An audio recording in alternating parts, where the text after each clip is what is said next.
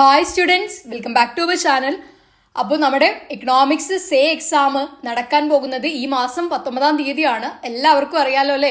എല്ലാവരും പഠിച്ചു തുടങ്ങിയിട്ടുണ്ടാകും എന്ന് തന്നെയാണ് പ്രതീക്ഷിക്കുന്നത്.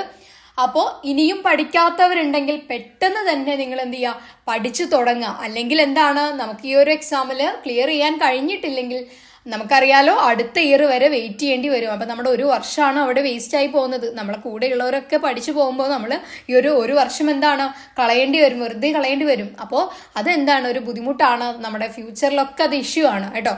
അപ്പോൾ അങ്ങനെയൊന്നും ഇല്ലാതിരിക്കാൻ വേണ്ടി നമ്മൾ എന്ത് ചെയ്യുക, നന്നായിട്ട് ഈ ഒരു സമയം കൊണ്ട് പഠിച്ചെടുക്കുക. എന്തായാലും മാക്സിമം മാർക്ക് സ്കോർ ചെയ്യുക. അതായത് ചിലവർക്കൊക്കെ 2 മാർക്കിലൊക്കെ ആവും പോയിട്ടുണ്ടാവാം. അപ്പോൾ അവർ ജസ്റ്റ് പാസ്സായാൽ മതി എന്ന് കരുതാതെ ഏറ്റവും കൂടുതൽ മാർക്ക് ഈ ഒരു എക്സാമിലൂടെ നേടാൻ എങ്ങനെ കഴിയും, അതിനു വേണ്ടി പ്രയത്നിക്കുക എന്നുള്ളതാണ്. ഓക്കെ, അപ്പോൾ എന്തായാലും ഇന്നത്തെ വീഡിയോയിൽ നമ്മൾ ഡിസ്കസ് ചെയ്യുന്നത് ഈ ഒരു എക്സാമിന് ചോദിക്കാൻ സാധ്യതയുള്ള 20 ക്വസ്റ്റ്യൻ. അത്രയും ഇമ്പോർട്ടൻ്റ് ആണ്. ഇത്രയും ക്വസ്റ്റ്യൻസ് നിങ്ങൾ പഠിച്ചു പോവുക. എന്തായാലും നിങ്ങൾ പാസ്സാകുക എന്നല്ല, ഡബിൾ പാസിന് മുകളിൽ നിങ്ങൾക്ക് എന്ത് ചെയ്യാൻ പറ്റും, മാർക്ക് സ്കോർ ചെയ്യാനായിട്ട് പറ്റും. അപ്പം അത്രയും ഇമ്പോർട്ടൻ്റ് ആയിട്ടുള്ള കാര്യമാണ്. അപ്പോൾ നമുക്ക് ഓരോ ക്വസ്റ്റ്യൻ ആയിട്ട് നോക്കാം കേട്ടോ. അപ്പോൾ ഒന്നാമത്തെ ചോദ്യം, list the functions of central bank and analyze the functioning of any two quantitative credit control instruments of central bank. അതായത് സെൻട്രൽ ബാങ്കിന്റെ പ്രവർത്തനങ്ങൾ ലിസ്റ്റ് ചെയ്യുകയും സെൻട്രൽ ബാങ്കിന്റെ ഏതെങ്കിലും 2 ക്വാണ്ടിറ്റേറ്റീവ് ക്രെഡിറ്റ് കൺട്രോൾ ഉപകരണങ്ങളുടെ പ്രവർത്തനം വിശകലനം ചെയ്യുകയും ചെയ്യുക. അപ്പോൾ അതൊന്ന് ലിസ്റ്റ് ചെയ്ത് എഴുതാൻ നിങ്ങൾ എന്താണ് ഹെഡിങ് കൊടുത്ത് അതിൻ്റെ ഒരു ഡെഫിനിഷനും കൂടെ എഴുതി പോവുകയാണ് ചെയ്യേണ്ടത് കേട്ടോ.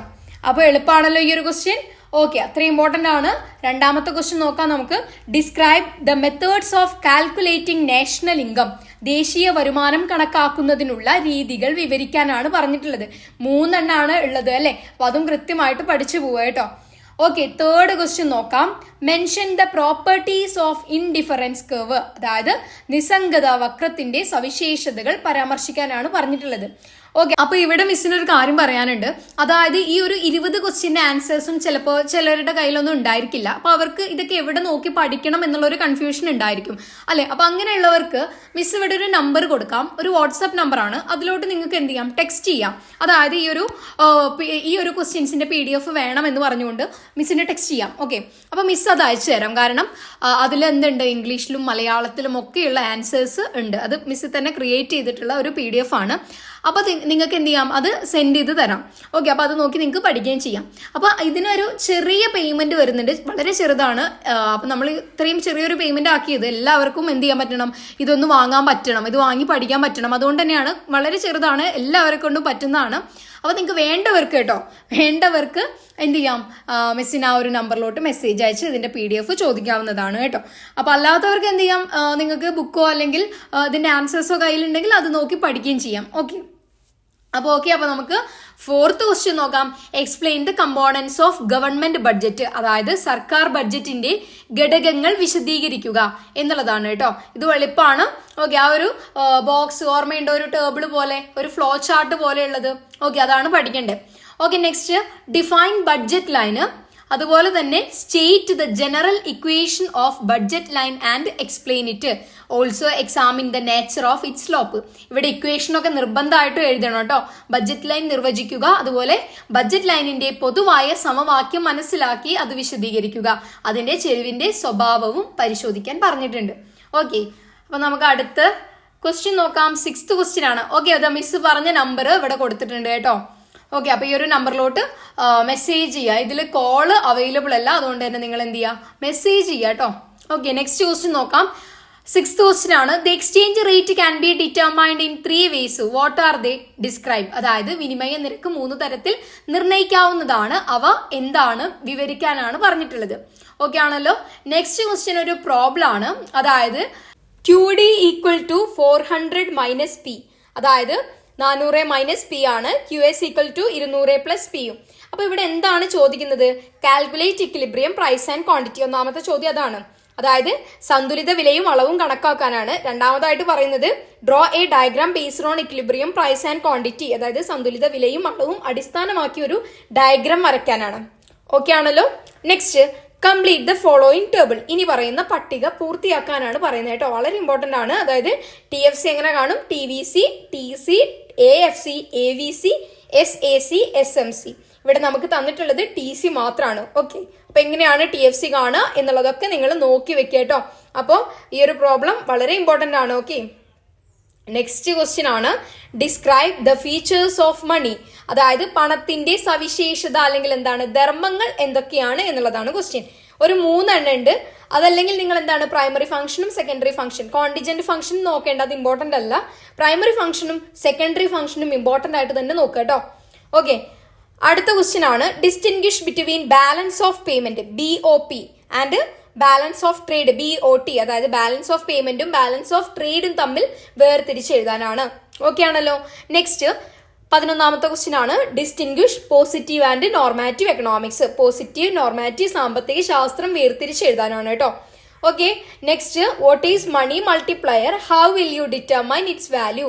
മണി മൾട്ടിപ്ലയർ എന്നാൽ എന്ത്, അതിന്റെ മൂല്യം നിങ്ങൾ എങ്ങനെ നിർണ്ണയിക്കും എന്നുള്ളതാണ്. ഓക്കെ, നെക്സ്റ്റ് 13th ക്വസ്റ്റ്യൻ ആണ് briefly explain the profit maximising conditions of perfect competition and diagrammatically illustrate the short run and long run profit maximising condition of perfect competition. അതായത് സമ്പൂർണ്ണ മത്സരത്തിന്റെ ലാഭം വർദ്ധിപ്പിക്കുന്ന വ്യവസ്ഥകൾ സംക്ഷിപ്തമായി വിവരിക്കുക. അതുപോലെ തന്നെ എന്താണ് പൂർണ്ണമായ മത്സരത്തിന്റെ ഹ്രസ്വകാല ദീർഘകാല ലാഭം വർദ്ധിപ്പിക്കുന്ന അവസ്ഥകൾ ഡയഗ്രാമാറ്റിക് ആയി ചിത്രീകരിക്കാനാണ് പറഞ്ഞിട്ടുള്ളത്.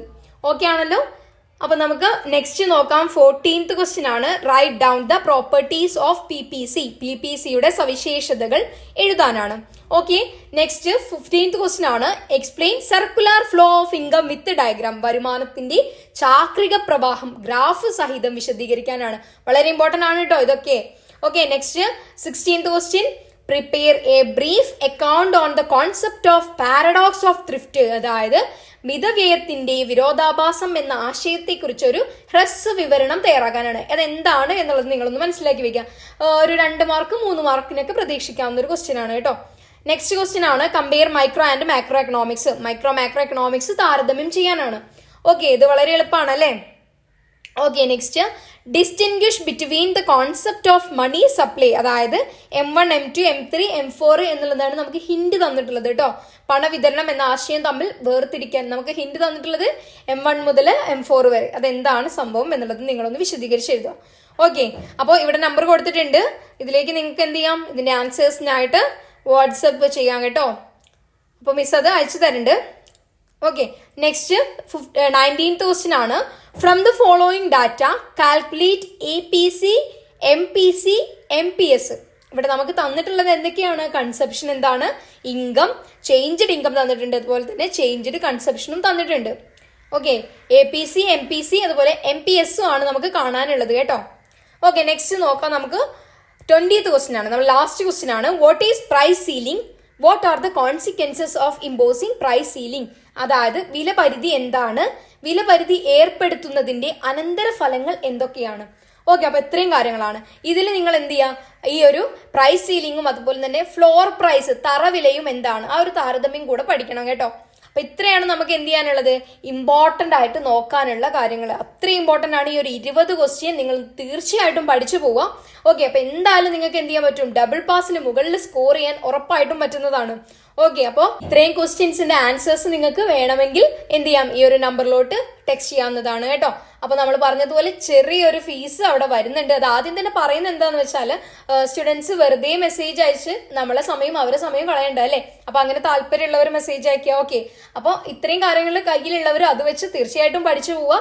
എക്സാമിന് നല്ല മാർക്ക് സ്കോർ ചെയ്യാനായിട്ട് നോക്കുക കേട്ടോ. അപ്പൊ അടുത്ത പ്രാവശ്യമൊക്കെ ആകുമ്പോഴേക്കും നമുക്ക് അതിന്റെ ടച്ചൊക്കെ വിടും. ഓക്കെ, അപ്പോൾ അതുകൊണ്ട് ഈ ഒരു തവണ തന്നെ നിങ്ങൾ എന്ത് ചെയ്യാം, എഴുതി പാസ്സാകുക. എല്ലാവർക്കും ഓൾ ദ ബെസ്റ്റ്. എല്ലാവരും നല്ല മാർക്ക് സ്കോർ ചെയ്യട്ടെ എന്ന് ആത്മാർത്ഥമായി പ്രാർത്ഥിക്കുകയാണ് കേട്ടോ. എന്തായാലും all the best. Thank you.